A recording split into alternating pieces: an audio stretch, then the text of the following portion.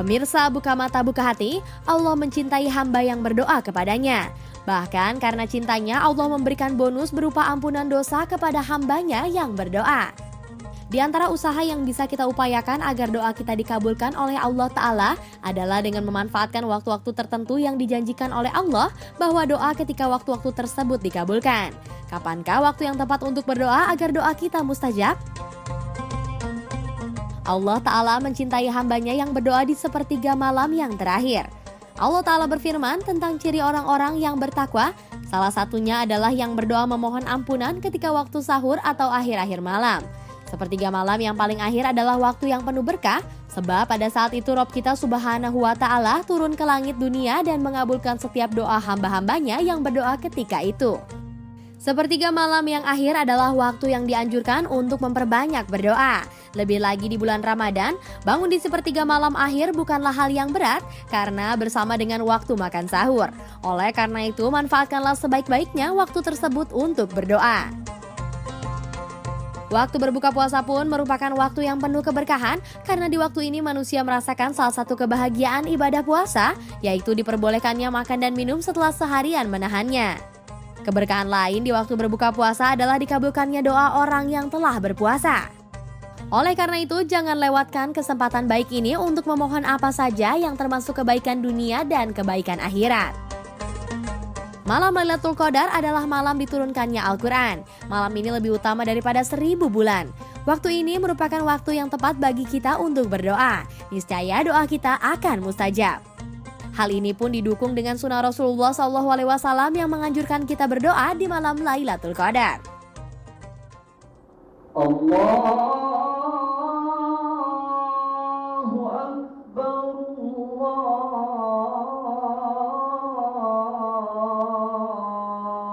Allahu Akbar. Waktu yang paling sering kita lewatkan, padahal ini merupakan waktu mustajabnya doa adalah ketika azan berkumandang. Selain dianjurkan untuk menjawab azan dengan lafaz yang sama, saat azan dikumandangkan pun termasuk waktu yang mustajab untuk berdoa, begitu pula waktu di antara azan dan iqamah. Dalam hadis Abu Dawud, Rasulullah SAW bersabda, doa tidak tertolak pada 2 waktu atau minimal kecil kemungkinannya ditolak, yaitu ketika azan berkumandang dan saat perang berkecamuk ketika kedua kubu saling menyerang. Hadis tersebut pula lah yang menunjukkan bahwa waktu perang merupakan waktu yang mustajab bagi doa-doa yang kita panjatkan. Orang yang dilanda perang pun salah satunya merupakan orang yang insya Allah doanya dijabah oleh Allah.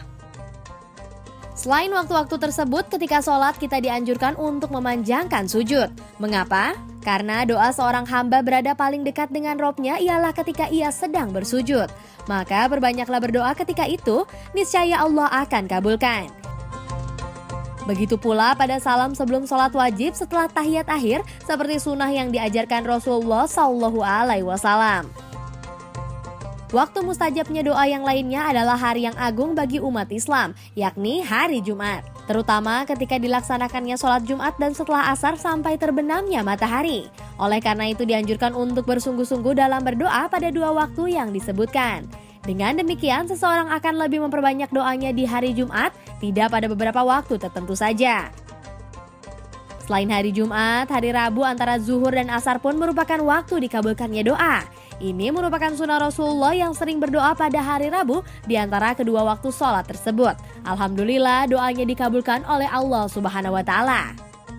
Waktu lainnya adalah ketika hujan. Hujan adalah nikmat Allah Ta'ala, oleh karena itu tidak boleh mencelahnya. Sebagaimana orang merasa jengkel dengan turunnya hujan, padahal yang menurunkan hujan tidak lain adalah Allah Ta'ala. Oleh karena itu daripada tenggelam dalam rasa jengkel, lebih baik memanfaatkan waktu hujan untuk berdoa memohon apa yang diinginkan kepada Allah Subhanahu wa Ta'ala.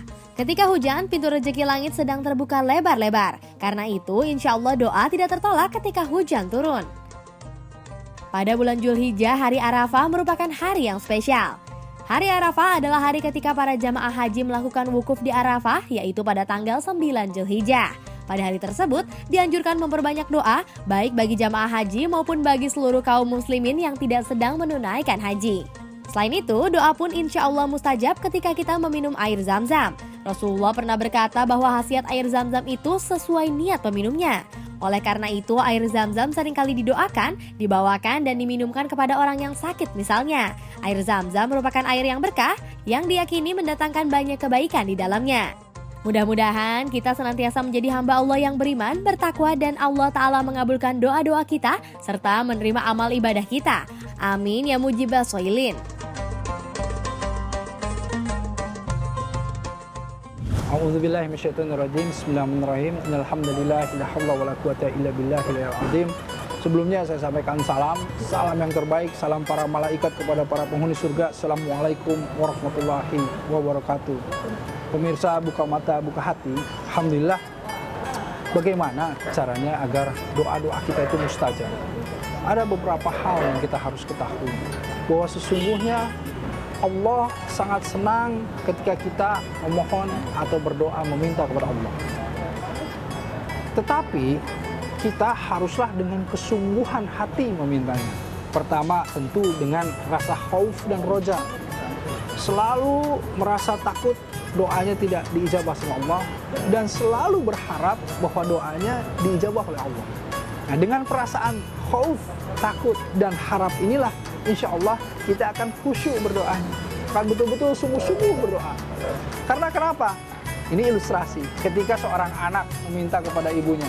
Ketika dia meminta tidak dengan sungguh-sungguh, mungkin sang ibu juga tidak memprioritaskan itu. Tapi kalau anak itu meminta dengan kesungguhan, Bu, please atulah, gitu ya. Kalau misalnya orang-orang Sunda atuh Bu. Nah, dengan begitu kita akan dilihat oleh ibu kita atau seseorang yang kita minta. Nah, kepada Allah kita meminta dengan keikhlasan, dengan kesungguhan hati, dengan perasaan khauf dan roja. Insya Allah dengan perasaan seperti itu Allah akan mengijabah doa-doa kita. Insya Allah.